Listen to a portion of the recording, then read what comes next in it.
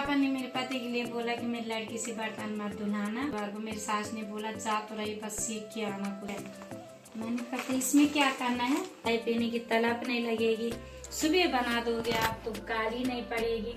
Thank you ma'am, thank you, बहुत बहुत धन्यवाद। हेलो गाइस, स्वागत है आपका फिर से मेरे यूट्यूब चैनल में। और अभी मैं रोटी बना रही थी और मम्मी की चल रही है मीटिंग, तो थोड़े बहुत बोल मैंने सुने तो मैंने कहा नहीं यार, रोटी से ज़्यादा इम्पोर्टेंट मम्मी के बोल ज़्यादा रिकॉर्ड करती हूँ, आपको भी सुनाती हूँ, तो चलते हैं। जब पेपर काटती थी साथियों तो मेरे पति कहते थे ये सोचा क्यों काट रही इस पेपर को। मैंने बोला मेरे पापा का कह रखा है कि किसी का बर्तन मत धोना, और मेरी सास का कह रखा है कि कुछ सीख के आना। तो मेरे लिए बड़ा सब्जेक्ट था ये कि किसी का बर्तन मत धोना। मैं तो बर्तन धोने की लायक थी, लेकिन अब मैं करूँ क्या। मैं तो दो नाव की सवार हो गई थी साथियों, क्योंकि मेरे पास एक ही काम था कि बर्तन धोना भी आता ही नहीं था, घास ही काटा, घर का काम तो मैंने कभी किए नहीं। फिर भी मेरे पापा ने मेरे पति के लिए बोला कि मेरी लड़की से बर्तन मत धुलाना, पाल सकोगे तो पालना, नहीं तो मेरी लड़की गांव में तो आधा गांव को पाल लेगी, ऐसे भी बेटा मत ले जा। तो इन्होंने बोला, मेरी माँ व पापा पिताजी कह रहे हैं कि चले जाओ, साथ में ले जा अपने परिवार को। मेरी सास ने बोला जा तो रही बस सीख के आना कुछ, ये नहीं कि मैं तुम्हें सोने के लिए भेज रही हूँ, आराम से रहना, लेकिन कुछ सीख भी लेना। तो मेरे लिए बड़ा चुनौती का सवाल था कि मैं ना मेरे को हिंदी आती थी, ना मेरे को कुछ पढ़ना आता था। हे भगवान क्या करूं मैं। धीरे धीरे साथियों मैंने पढ़ना लिखना सीखा, और धीरे धीरे मेरे जीवन में पवार मैडम आई। एक दिन मेरे को मिली, क्या कर रही, मैंने बोला मैडम मैं तो दीदी मैं तो सिलाई कर रही हूँ। बोला कुछ बड़ा करना चाहिए। मैंने कहा नहीं दीदी, बड़ा तो क्या करना है, क्योंकि मैं सोचती थी कि जो पढ़े लिखे होते हैं वही बड़ा काम करते हैं। मैंने कहा नहीं, पर क्यों ना बोल रही, इस काम में पढ़ा लिखा थोड़ा। मैंने बोला दीदी मैं पढ़ी लिखी नहीं हूँ। बोला नहीं पढ़ने लिखने का इसमें क्या है। तो एक सोसाइटी होती थी पहले ना राशन की, तो वहाँ मिली थी मैडम मेरे को। तो बोला क्या मिट्टी के तेल जलाते थे, स्टोव जलाते थे साथियों। बोला मिट्टी के तेल चाहिए तेरे को, तो मेरे राशन कार्ड ले जा और ले आना अपने लिए मिट्टी के तेल। राशन भी चाहिए होगी तो ले आना, गेहूँ चावल मिलता था उस जमाने में ना। तो मैंने बोला दीदी धन्यवाद। तो मैडम को तो बहाना चाहिए था मुझे मिलने के लिए। आज से हम बिजनेस तो है ही ऐसा कि एक बार जिससे परिचय हो गए उसको छोड़ते नहीं जब तक वो मान ले, ना माने तो ऐसे जबरदस्ती भी कोई किसी के साथ नहीं करता है। लेकिन मैडम दूसरे दिन बोली लिहाई तो मिट्टी के तेल। मैंने कहा हाँ दीदी। गेहूँ चावल भी ले आए अपने लिए। मैंने कहा हाँ दीदी ले आए, धन्यवाद, लो तुम्हारा राशन कार्ड, बस ठीक है। तो बोगना जी को पूछा था, वो बोला को पूछा, मैंने क्या बोला था तेरे से। मैंने कहा हाँ दीदी पूछा था वो तो तारीफ कर रहे थे आपके, कह रहे थे कि वो बहुत अच्छे लोग हैं, और वो भाई साहब डॉक्टर हैं, और वो दीदी तो बहुत बड़ी नर्स है, वो तो बहुत भला करते हैं लोगों का। तो दीदी कह रही तो जा रही। तो मैडम जी ने कहा कि पहले श्रीनगर जाना पड़ेगा, वहां से सामान लाना पड़ेगा। तो मैंने बोला कि श्रीनगर, तो चलो। इन्होंने बोला जाली बहुत अच्छी इंसान है, वो सबका भला चाहते हैं। तो होता ही है, गरीब इंसान जो मिडिल क्लास के होते हैं वो तो सोचते हैं क्या पता ये हमारा भला कर दे।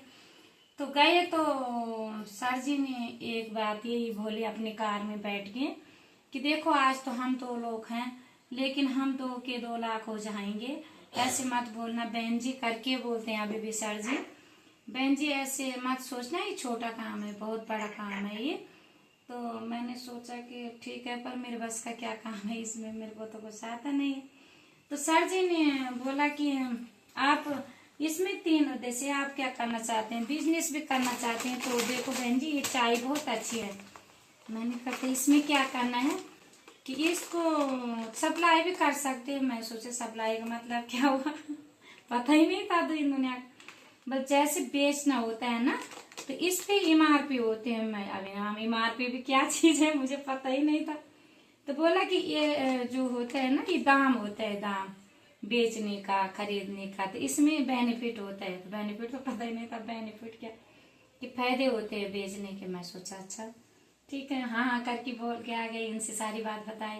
इन्होंने बोला कि बेनिफिट का मतलब तो ये होता है कि फायदा होता है, जैसे कि ये चाय की पत्ती ना तब मिलती थी, यही मिलती रही होगी 200 के लगभग, 180 की कुछ थी ना। तो ऐसे थे 230 की बिक्री। तो इतना बेनिफिट है इसमें, तो मैंने पकड़ लिया चाय का पैकेट। मैंने कहा ये फायदा है तो ये तो मेरा काम ही है बोलना, तो मैं बोलने तो मेरे को आता ही था। अब बोलना तो अच्छा है, तो पढ़ना भी सीख लिया, MRP भी सीख लिया, RS भी सीख लिया, और वजन भी ये भी सीख लिया 500 ग्राम का है, और ये भी सीख लिया कब का बना है। बस इतने तो चाहिए सप्लाई करने में, ज्यादा पढ़ाई तो चाहिए नहीं। ये तो मैंने 1 मिनट में सीख लिया था। और दूसरे दिन से साथियों मैंने ये गांव ले जाना शुरू किया और बेच के आने लगे। धीरे धीरे 2018 में हमारे सर ने यही पिकअप सेंटर खुलवा दिया, अपने छोटा भाई से की खोल दी। इतना देखो लोगों का भला बीच आया, और अपना भाई का भी, अपना भाई को भी रोजगार दिए कि भाई बैठ जाए यहाँ। तो आज जो मेरे सर है पवार सर, उनका छोटा वाला जो भाई है वो पिकअप सेंटर चलाते हैं, हमारे पिकअप सेंटर संचालक हैं, वो चलाते हैं यहाँ पे। बहुत अच्छा व्यवहार है उनका भी हमारे साथ। तो साथियों यहाँ छोटा परिवार बड़ा हो जाता है, और थोड़ा थोड़ा करने से बहुत कुछ हो जाता है साथियों। ये चाय ऐसी करके नहीं बताने लोगों को, जब जाते हैं फील्ड में बोलना ताजमहल की चाय का पता करो। ताजमहल की चाय 1200 रुपया किलो है, हमारी चाय 600 रुपया किलो है। जब आप कार्ड बनाओगे तो आपको 480 रुपया किलो पड़ेगी। इस चाय से आपकी गैस नहीं बनेगी, खट्टे पेट नहीं होंगे, बार बार चाय पीने की तलब नहीं लगेगी। सुबह बना दोगे आप तो काली नहीं पड़ेगी, क्योंकि होता है ना कभी सुबह ज्यादा चाय बन जाते तो नाश्ता में भी हम लोग उसी को यूज करते हैं ना, तो और चाय काली पड़ जाते, ऐसे लगते हैं जैसे उसमें कोई तार सी डाल रखे होगे, ऐसे हो जाते। लेकिन ये चाय ऐसी नहीं है, इसमें केमिकल बिल्कुल नहीं है, इसमें कोई डिपो वाले नहीं है, इसमें कोई एजेंट नहीं है, क्योंकि डायरेक्ट कंपनी है ना ये। तो इसमें केवल हमारे बीच में कंपनी है, और हमारे पिकअप सेंटर संचालक है, और हम है, 3 ही लोग रहते हैं इसमें। तो इसलिए हमें डिस्काउंट भी मिलता है, 6 महीने बाद फ्री भी मिलता है प्रोडक्ट, और पेवर भी मिलते हैं, पक्के बिल भी मिलते हैं। तो साथियों जिसमें बोलेंगे तुम तो क्यों नहीं आएगा किसी के समझ में, किसको नहीं चाहिए पक्के बिल, किसको नहीं चाहिए पेवर सामान। हर इंसान आजकल बीमारी से जूझ रहा, बोलो ना 6 महीने तक यहाँ का सामान यूज करो, क्यों नहीं करेंगे लोग। फिर चाय की खासियत तो मैंने बता दी आपको, चाय तो गरीबी भी पार करता है और बीमारी भी दूर करता है। ये चाय में काम करोगे तो बीमारी भी दूर हो जाएगी और गरीबी भी हमारी दूर हो जाएगी, दोनों चीज दूर हो जाएगी। फिर आते हैं साथियों ये हर्बल का पेस्ट। ये हर्बल का पेस्ट इतना अच्छा है हमारा, बाजार के जो हर्बल पूछोगे, पहले तो हर्बल कहीं मिलता ही नहीं है, दूसरी बात कोई नकली मकली मिल भी गया तो वो 75 रुपए का 100 ग्राम, और हमारे है 60 रुपए का 100 ग्राम। तो उसके ऊपर जो बाजार का होगा उसके ऊपर लिखा होगा कि 8 साल से नीचे 8 साल तक के बच्चों को सावधानी बरते। हमारे टेस्ट में ऐसे कुछ नहीं है, खा भी लेंगे बच्चा तो पेट साफ हो जाए, कोई दिक्कत की बात नहीं है। फिर हमारा लिखा हुआ है ये 60 रुपया, लेकिन जब हमारे यहाँ उनकी आईडी बन जाएगी, जैसे हमारे बन रखे जाते हो ना, तो तब उनको पड़ेगा 48 रुपया का। सीधा सीधा कितना फर्क हो गया, 12 रुपया तो इसी के रेट से हो गया ना फर्क है, जो इस पे MRP है, और 10 रुपया आगे हो गया। तो यही है कि फायदे में रहेंगे, जो बताना पड़ता है ना थोड़ा दूसरों को, किसी को सपने थोड़ा ना होंगे हमारे सिस्टम में क्या क्या चीजें आए।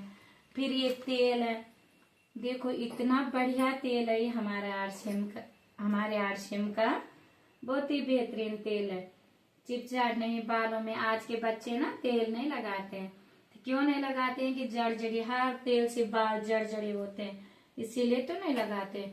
हमने जब से ये तेल लाए तो हमारे बच्चों ने शुरू कर दिया, हाँ ठीक है ये बढ़िया वाला तेल है। फिर सारी चीजें रखो ना घर में तब तो पता चलेगा।